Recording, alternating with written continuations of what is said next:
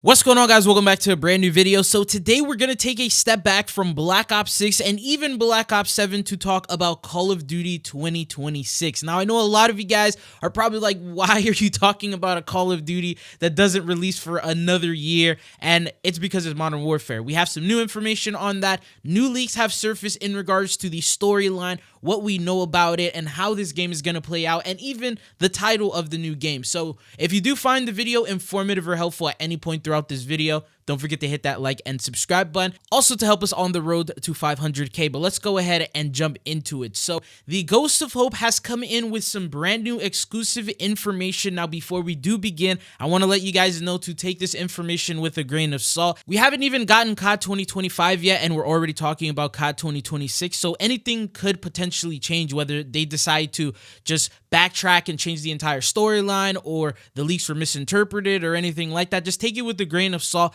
but it does come from a reliable leaker, which most of the time is pretty accurate.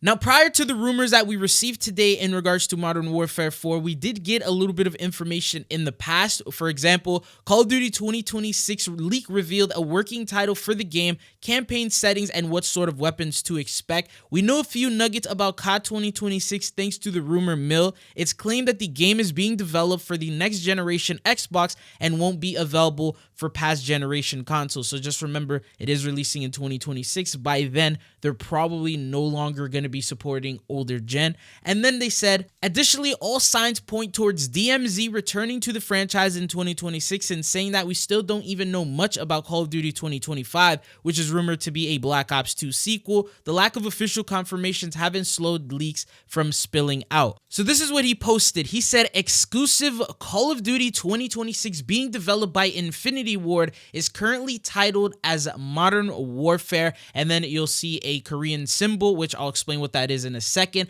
The campaign is planned to feature both South Korea and North Korea in a significant role.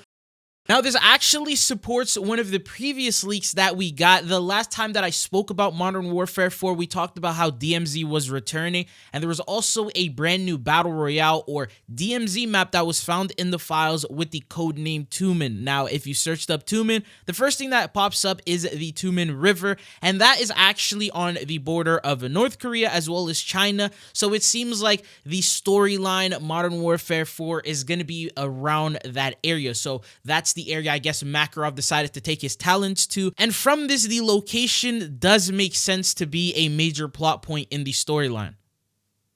Now, on top of this, he follows up with 141, SAS, and Republic of Korea Army are going to be the three major factions you play as to take down Makarov and Kony Group. So obviously, Kony Group will be returning, who are doing false flag operations to start a third world war. And it seems like they're not going to do one of those like completely different side stories or something separate from what we saw in MW2 and 3, but it's going to continue. He says MW4's story will follow up on Modern Warfare 3's ending with Shepard being killed by Price and then Soap being killed by Makarov. So we're not going to be seeing Soap in this next one. And then he says that the game is currently planned to feature some futuristic tech / weapons, but will stay mostly modern. I'm guessing it's probably going to be similar to what we saw with, like, say, Black Ops 2, maybe how Black Ops 7 is going to be, to where there is some sort of futuristic tech going on, but at the same time, they may try to, like, keep it boots on the ground, and they may not go over the top like we saw with maybe Infinite Warfare, Advanced Warfare,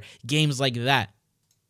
And for those of you guys who are wondering what the symbol is, he actually mentions that it is the Korean 4 in case nobody gets it immediately. Game features both South and North Korea heavily, hence the Korean 4. I still expect them to use MW4 in social media posts and such for SEO purposes, but it's expected the Korean 4 will be used in the cover art and in other materials. So just in form of showcasing, it's probably going to have the Korean 4 as the icon or a part of the logo, but when it comes to talking or tweeting about it, I'm pretty sure not everyone's going to be able to type out that symbol, so they're probably going to say Modern Warfare 4, and that's how it's going to be used in terms of, you know, the blog posts and things like that when they talk about it. And then the Ghost of Hope also mentions, he says that the 4 Korean symbols honestly so much better than IV or a bunch of 4s. It actually stands out and fits because of the Korean plot. Obviously, it's still going to be pronounced as 4 and they'll use MW4 in whatever social media marketing post, but it works well on the cover art and marketing in his opinion. Hopefully, it does stay.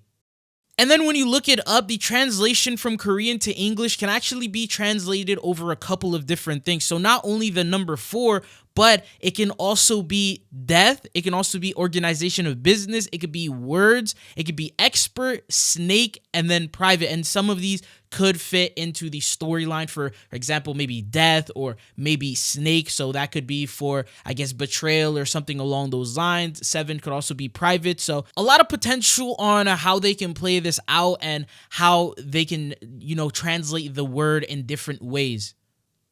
Now, a couple people asked him questions. He said, long shot, but do you have any info on whether there will be plot points from MW19 and 2 brought up in Modern Warfare 4, especially MW19, since it looks like they've ignored the story, just ended it with Hadir in the raids missions. And he says, it doesn't seem like Las Almas or Yerzikistan have any importance in Modern Warfare story. Post-launch is a different story, though, and I got nothing on that just yet.